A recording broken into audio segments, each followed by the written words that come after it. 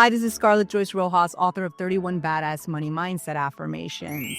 And on my episode for the Business Growth Architect Show, join me to discuss is making money against God? And we'll also go over 3 belief systems guaranteed to keep you poor and reveal how to change them.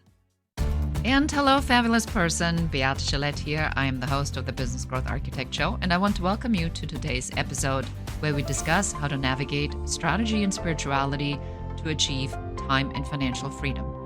Truly successful people have learned how to master both: a clear intention and a strategy to execute that in a spiritual practice that will help them to stay in alignment and on purpose. Please enjoy the show and listen to what our guest today has to say about this very topic. Hello and welcome back. This is your host, Beate Scarlett, on the Business Growth Architect Show. And today I'm talking to Scarlette Joyce Rojas. So today we're going to talk about something I believe is imperative for most of our listeners. Yeah. Very imperative to you is money mindset.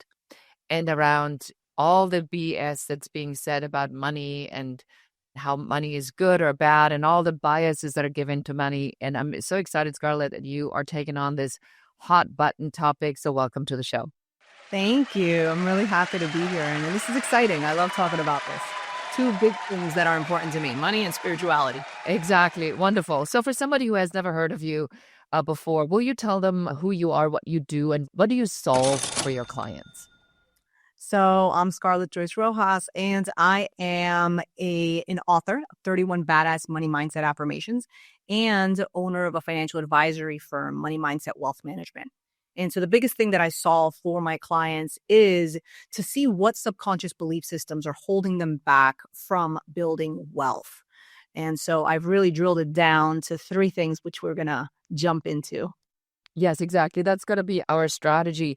Before we go and help everybody to resolve these money issues, I want to talk about where does this even all come from, Yeah. right? I mean, from my perspective, just being the good girl, I think it was okay for my dad to make money, but the view of women that made money was already very different because it was out of the conservative idea that a woman is at home doing all of this. I don't think we're really quite there anymore. But is it that these old money assumptions are hanging over specifically women's heads, or is it like everybody right now? What do you see? Where is the problem coming from? So it comes from our past experiences, right? It's the subconscious belief that no one pays attention to. And there is research that shows that 90% of what we do every single day is actually unconscious, right? We think we're being logical about it, but it's actually unconscious. So imagine the 7-year-old you making decisions such as what partner you're going to be with for the rest of your life, how you're going to run your business, how you're going to handle your money. And we don't realize that our subconscious belief systems are actually making these decisions for us. And they start off, when we're children, but we just don't realize it. So I think you have a very important point. The number, I believe, is really a 7. They said that most of the stuff of how we behave and what we do and think and the trauma is already there by the time we're 7. That's a really, really, really long time. I want to just throw some things at you and hear what you say about this or laugh out loud. So, is money against God? I would say no, it's not against God. Is the penny of the poor worth more than the dollar of the rich? Not necessarily, but we can dive into that. We'll definitely dive into that. And as you have said, is it easier to get a camel through the needle versus it is for a rich person to go into the heavenly kingdom? True or false? Yes, that is true. That's what Jesus said, and we can dive into that. The thing is that I think that a lot of religious belief and a lot of biblical scripture has been used inappropriately, or has been just taken little pieces of it and then used kind of against us, right? And if you actually take the time to open the Bible and read these verses in context, you will actually find that God is a God of abundance. Like God wants us to have money. God wants us to succeed. And so that's where we go wrong. I think we go wrong because we base what our beliefs around money and our beliefs about ourselves and our beliefs around religion from people that we've heard versus opening the actual book. Why do people take this out of context? I mean, I'm originally from Germany and I'm raised Catholic. Mhm. And I think the Catholic Church has it really figured out quite well that people are really controlled by a lot of this giving to the church. And then because church is closest to the God, Mhm. then we need them and we need to give them the money to buy us favor with God, which I do not believe is correct. I believe that we have access to God, universe, spirit, energy, whatever you want to call it, because it's really a one-on-one relationship. I don't need a priest from any particular denomination to go out and call in favors for me by giving them money. I can just go and ask directly. Why do you think these issues around money sit so deep? Is it because we're looking at centuries and centuries of control, that this is what controls people?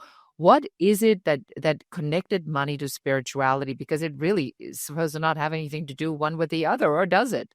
Yes, we can look at history and we can say, okay, at what point did money begin to be controlled by spirituality, right? But I think a better way of seeing it is let's look at now, right? Let's look at how in your life, you are allowing spirituality to control money or vice versa, right? And so that's one of the pillars, right? The belief systems that can hold you back from building wealth is there's three of them. There's what you believe about yourself, what you believe about money, and what you believe about the world, right?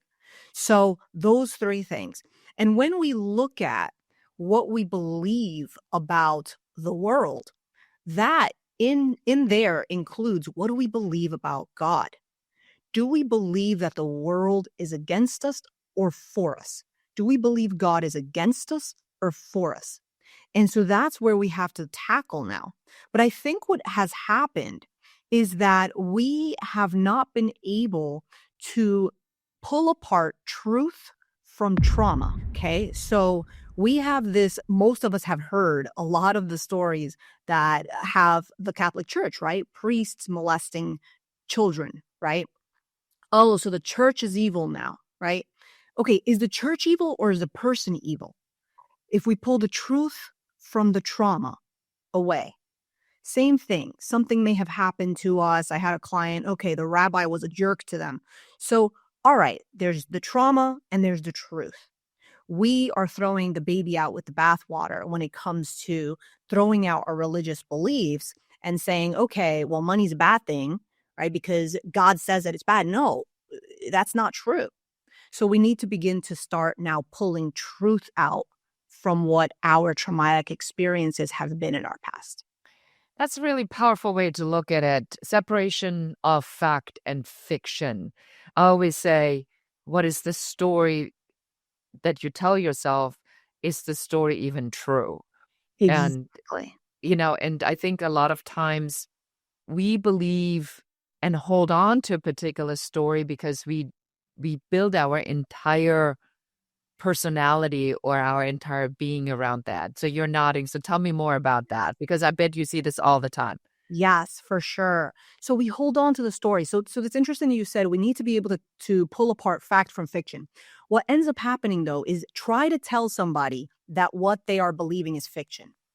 It won't. They'll be like, no, he really hurt me that way. And I can prove it to you. And he's still doing it. Yes. So that to them is not fiction. To them, it's truth. So we have to look at it. It's like, okay, what part of it is trauma? And then what part of it is actual truth? And everybody has their own truth, right? This same person that says that they were mistreated by, let's say, a husband or an ex-husband, if I speak to the husband, I hear a completely different story. So there's his truth, her truth, and then the real truth, right? Hmm. So that is, and then you bring up another good point because you say they kind of just stick to this story. And they do. They hang on to the story, and then it becomes a victim mindset. It becomes something that they begin to define themselves by. And so I'll give you a perfect example with myself. I was a single mom, right? I still am. I'm still a single mom. And I started noticing that I was actually relying on that story. Oh, poor me. I'm a single mom. And there was one time, I forget what had happened, but I said, "Oh, well, don't they know I'm a single mom?" And I realized, oh my gosh, I am feeding into a victim mentality and using this piece of my story to create a victim. And so as long as we are in victim mode, we're not going to succeed. We need to let that go. Yes, I had this deep spiritual journey, and there was this point in this journey where I realized that my abuse was true, right? It was worse than I remembered, and I was in shock that I had remembered so much more than there was. And then there comes the point, and the facilitator says, "Well, what meaning do you give this?" Mhm. And I almost got mad. I was like, "What do you mean? What meaning do I give that? I mean, this is a fact. It's a reality. This is what happened. It was 10 times worse." And he said, "Well, what meaning do you give this?" And then it dawned on me that if we are taking that story of abuse, trauma, of the absent parent, of the neglectful parent, of the abusive parent, or whatever that might be, and I think everybody has a story like that, some way worse than others. If Right. we take that and we say, I am everything because of that, then you're perpetuating the pain for the rest of your life. And I have this example. After came back from the journey, I saw my mother, my abuser, Mhm. which was very interesting because I'm sitting in the plane and I'm Scarlett, this is what's going through my mind. I'm going like, well, so I forgave her for what I remembered back then, but now I remember more. Is that technically a new batch, or is that grandfathered into the old batch of forgiveness? I mean, this type of stuff you go through. And then I, for the first time, really saw my mother for what she was. And it's a traumatized 12-year-old stuck in World War II. Yeah. And she's 90. And I'm thinking to myself, this is her reality for 78 years. She's surviving one more day for 78 years. This is how stuck she is in the story. She can't enjoy anything outside of it. Her entire thinking, her entire behavior, the way she takes care of herself, what she does, everything is geared towards surviving one more day. Not enjoyment, not joy, not experiences, not connecting with other people. It's about surviving one more day. Now, let's get back to what we're talking about. When people get stuck in their story, their mindset story, how does this show up? How do you know they're stuck in a mindset story? You hear, well, for me, when I speak to people, I listen to what they say and how they tell their story, right? So I'll ask them, tell me what's going on. Tell me your story, right? And so then I listen for how they put that on the table, right? So are they in this thought process that, oh, I cannot change because this happened to me, or because this happened to me, I am here. Okay, so you are here. So now what can we do to move you forward? And then the person begins kind of saying, okay, these are all the excuses. This is why I cannot move forward, right? Let's let that go. Are you ready to move forward? And that's where you can begin noticing, are you still in that victim mindset? And do you want to move forward? Or do you just want to hold on to that part of you, right? And we see that also in the Bible, right? In the story where Jesus asks the man that's crippled and he says, "Do you want to get up?" Because the man starts giving him all of these excuses as to why he cannot. And then he says, "Get up." Right? So that's how you can you could tell when you speak to somebody, and with yourself too. Also ask yourself, look around you. Is this where I want to be? Is this what I want from my life? And if the answer to that is no, then what do you want from your life? And why have you not gotten there?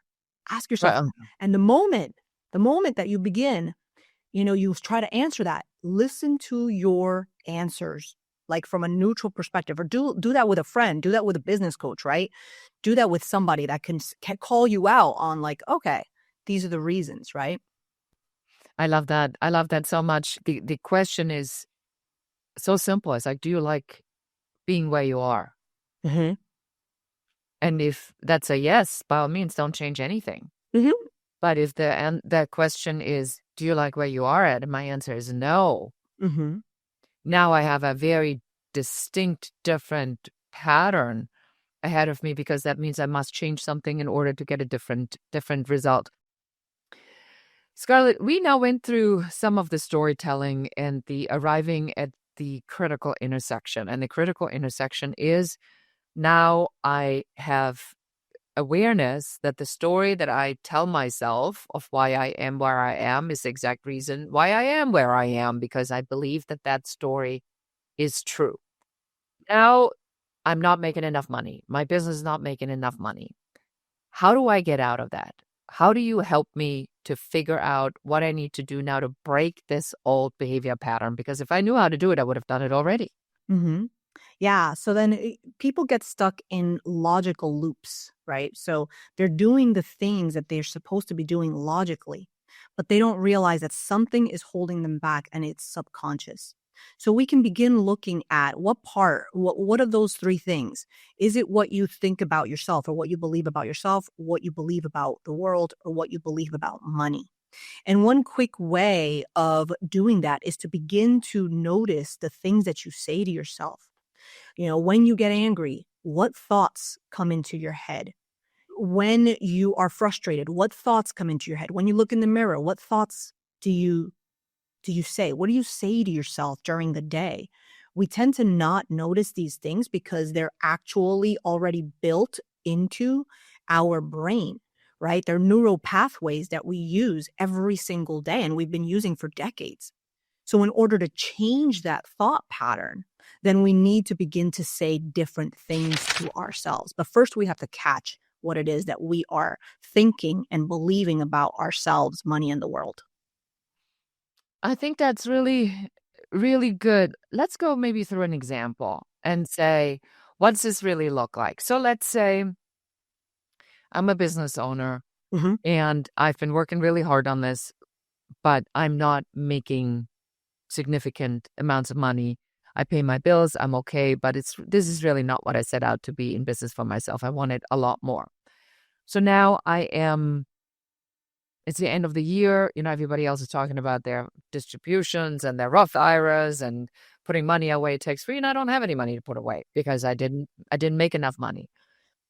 So I might be thinking something along the lines, or I'm a loser, or I just suck at being a business owner, or this is really terrible.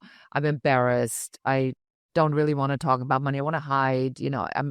I set out to do all these great things, and look at me. Here's the reality of what I really am at. What do I do now that I'm in this pattern? Or I might be thinking the election, the recession, the economy, Hmm. the pharmaceutical company, the conspiracy, the whatever. It's my parents' fault because they had problems with money, so I'm having problems with money. So I have all these excuses. How do I get out of it? Okay, so number one, right, is understanding that piece of it. And you named the two things. It's what you feel about yourself was your first example, right? I'm a loser. I've never been very good with businesses, and then you begin thinking my mom had a business or my dad had a business and that failed. Okay, so that's what you believe about yourself. That is the core belief that we need to now check to see what you believe about yourself, why, and then root it out. Okay. We'll get to that in a little bit. The other piece was the what you believe about the world, the election, and the world's basically doomed, right? Yeah. So who wants to even do anything? And everything's working against me. So okay, that's your belief about the world. And we need to find out what happened in your past that got you there. Okay, so we can do that. You can kind of do that on your own, right? By asking yourself certain questions. One of them is, what is your first memory of money? What's your first memory? You also ask yourself, and ask yourself, what were the feelings around it? Were there feelings of anxiety? Was it fear? Was it Oh my joy? God, I have a great example. Yeah. Um, my first recognition of money is that I never had any, and I was never allowed to have any money for myself. So I think I stole like 50 cents out of my mother's wallet, For her? and I got caught. And my mother was all about punishing me. And my dad says, "Oh, I guess it's time to give them an allowance." Mm. So I can see on how two such conflicting messages Yeah. over over the same occurrence probably caused some money anxiety, and Right. that especially when I was a single mom, that I had, that I felt I should and I could, but somehow it was bad, and there was a lot of shame around it. I literally never even thought about this until you just said that. What's the first memory of money? I'm like, oh my God, it was me getting caught stealing 50 cents. Yeah. Yeah, so then let's dig into that, right? What were the feelings that came to you at that moment?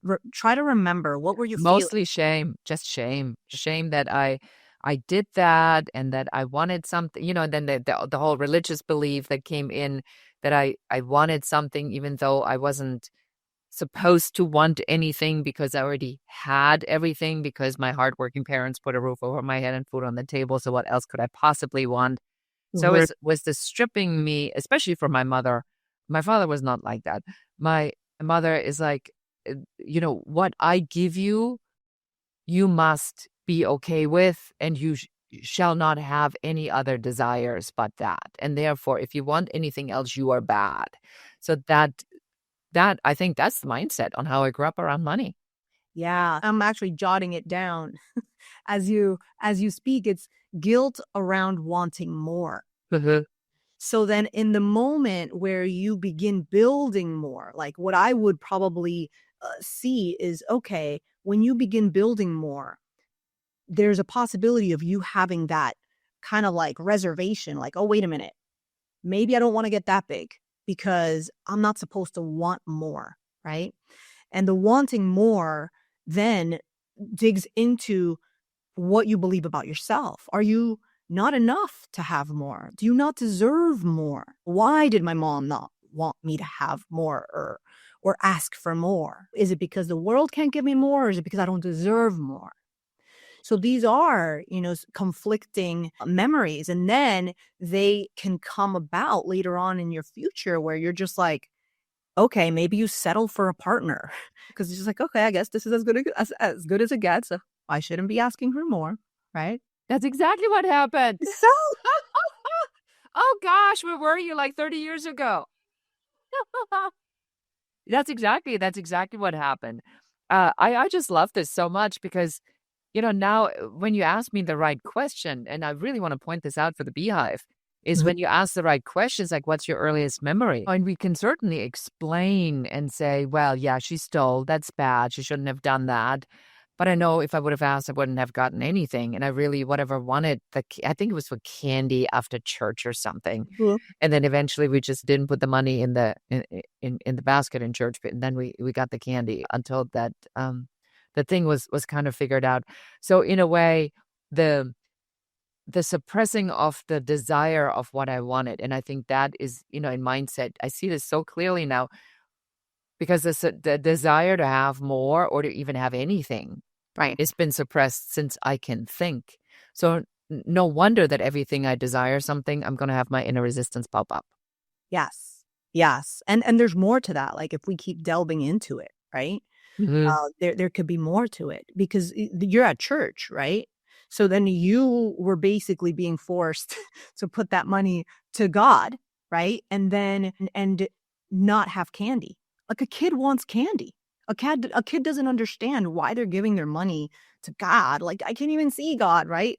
So why am I doing that instead of candy? And now you take that money and you go buy candy with it, and now the guilt is not only against shame that I stole the money from that my parents gave me, but now shame that I stole from God, right? So then that could even like create a bit of a gap between your relationship with God and you, right? So there's a lot. It's interesting stuff. This is fast. That's absolutely fast. You're absolutely correct. And then from there on, it just spirals, because then you start to question on how a God that is supposedly all loving then allows all these things to happen, right? And then you have a story around God and spirituality, and that creates a disconnect. And then you start to go into the control, and then you have the shame and the guilt, and now you're stuck in a perpetual infinity loop, which is I'm just so fascinated how quickly you kind of got to the bottom of it. And I think it's great that we did that. You like give me a little coaching session here, to demonstrate on how really easy it is Yeah. to get to these core principles, now that our audience kind of has an idea on how to get to these. So once we know these pieces and we come to you, how do you help us to step out of it and reverse that, or rewrite that, or reframe, I mean, whatever you want to call it? Yeah, so there's different steps involved, right? And it's really going to depend on the client themselves. I love working one-on-one. I do group as well, but I love working one-on-one because I can get this deep, right? So it's going to depend on where your journey is taking you, or where we need to take you in order to heal some of those pieces, right? And I want to go back to one of the things you said because it stuck out to my mind. So you talked about your mom, and you talked about how you saw her, and then she was this 12-year-old that still was kind of living in that old, right? That old piece. So Yeah. what happens, and let's look at it psychologically first. What happens is, because something happened that's emotional for you, let's take that example. You were shamed because you didn't put that money into the basket. And so now that's an emotional scenario, and it creates a belief. Okay. Your child mind created this belief, not you now. Okay. So your child mind created this belief around shame, and you hold on to that. Okay. Now, fast forward decades later, you're still hanging on to that, and shame is still making decisions for you.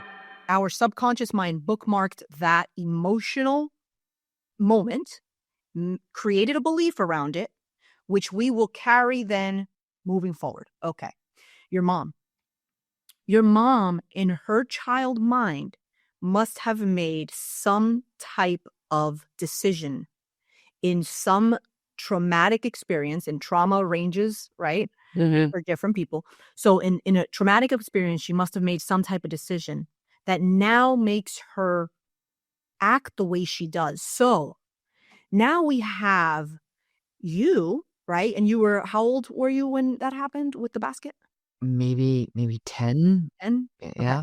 So we have 10-year-old you and we have 12-year-old her. And we think that we're dealing with like a grown up, like mom. Okay. No, because you're not dealing with a 90-year-old mom or 70-year-old mom. You're dealing with a 12-year-old. Right. And then whoever comes across you is dealing with a 10-year-old, right? But also another piece to it is the forgiveness. That's the hardest piece. And I recently had to kind of look at certain things in my life and realized that the weight of someone's sin against us, Hmm. plus the weight of my sorrow around it, is just too heavy of a burden. And that's why forgiveness is such a big part of spirituality. It's such a big part of the Bible. And it's such a big part of psychology too, right? In both those worlds, forgiveness is a big piece. So coming to this idea of, all right, well, understanding what happened in the past and then taking the step to now understand what needs to be forgiven and who needs to be forgiven. And one of them might be you, yourself. Yeah, it's just really fascinating. As you're talking about this, I'm checking what my response to it is. And I think this is really my mother's story, Mhm. is that because she had to be an adult to a mother that was completely incapable of taking care of anything. And so she had to become an adult when she was 12 years old and her father died, and make money and do all these hardcore decisions. And I think that in a way she's punished everybody around her ever since, because she had to go through that. And it was so difficult for her and she could not stand up against her mother until her mother died in 93. But she could certainly stand up against her own children for wanting something that she didn't get, and that she felt that because we didn't deserve that either. And I'm sure this wasn't conscious. I'm sure this was all subconscious. So one thing I want to just talk about before we start to wrap this up, I think that's really also important to understand the forgiveness part. So forgiveness, when I went through my spiritual journey, what I really enjoyed is that they said, you forgive when you're ready, but that's not what we worried about first. What we worried about is your healing and your inner child work, and to make sure that you now go back to that child that obviously I was the only kid that didn't get any money to buy anything. My mother would buy my clothes. We had to eat the cookies that she bought because we couldn't go and get our own. I mean, it was like so freaking controlling. And I guess I just rebelled against that. But is it imperative to forgive, or is forgiveness the end result of when you do the work? Sometimes I think people go like, well, I need to forgive them and I don't want to, or I'm not ready to forgive them. But isn't it that we need to do the work first and then forgive ourselves and come to terms with ourselves before we can forgive all this other stuff? Where are you with that? Good question. I think it's something that kind of happens. I think it could happen in tandem. I don't think there's a strategy necessarily around forgiveness. I think understanding what was done is the first step, and being in it, unfortunately, just going through the emotions. Because some people try to forgive, but it's almost like a forgiving by sweeping it under the rug. The dust is still under the rug, right? The scraps and garbage is still there, versus understanding this is what was done to me. Okay. And you could put that in quotation mark. This was what was done to me. This is what I felt around it. This is what I would have wanted for you to do. Right. But at the same time, once you go through that, this is what you did. This is what it made me feel. This is what I would have wanted. But now I understand, if I see it from your point of view, that, okay, ... right? And you see that from the other person's perspective as much as you can see it, right? That is the beginning of a healing. So imagine this, right? She has her own wound from when she was a child. And then the people that she meets, whether maybe it's your dad, or may have infected that wound even more with maybe certain things that they did that hurt her, right? And that wound becomes more and more and more infected. And so all of us are kind of walking around with infected wounds, and all we're doing is covering it with Band-Aids instead of opening the Band-Aid up and then healing truly what's inside there. And forgiveness is one of the biggest pieces that heals what is in that wound. So yeah, I like this a lot. I think you've given us a lot to think about today, examining mindset around money. And I think that's a great exercise, the earliest memory around money. What is that? And then the evaluation of how could this affect, or what is the probability that it's having an effect on how you're handling money right now. And I think the guilt and the shame is definitely something that I carry. And I'm even ashamed for that, because I made millions in an exit, and I still have guilt and shame around wanting more. And I didn't really knew how to articulate this until we just spoke. So very, very powerful work that you do. Scarlett, for somebody who's now heard this and goes, well, if she can do that with B, then what can she do with me? Where do we send them? You can go to my website, moneymindsetadvisors.com. So you can find me also. I'm on LinkedIn. I'm on Instagram. Money Mindset Mommy is on Instagram.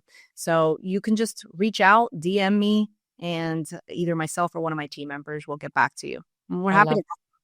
Yeah, I love that very much. All right. Well, thank you so much for being on the show today. It's been an absolute pleasure to connect with you. Thank you. And there you have it. So if there is a recurring story that's holding you back and you're not addressing that, then that story will just percolate and percolate until you're ready to resolve it. So go ahead, check out Scarlett and take some of the advice and check out some of the resources she has on her website. And until we see each other again next week, and goodbye. So appreciate you being here. Thank you so much for listening to the entire episode. Please subscribe to the podcast, give us a 5-star review, a comment, and share this episode with one more person so that you can help us help more people. Thank you again. Until next time. Goodbye.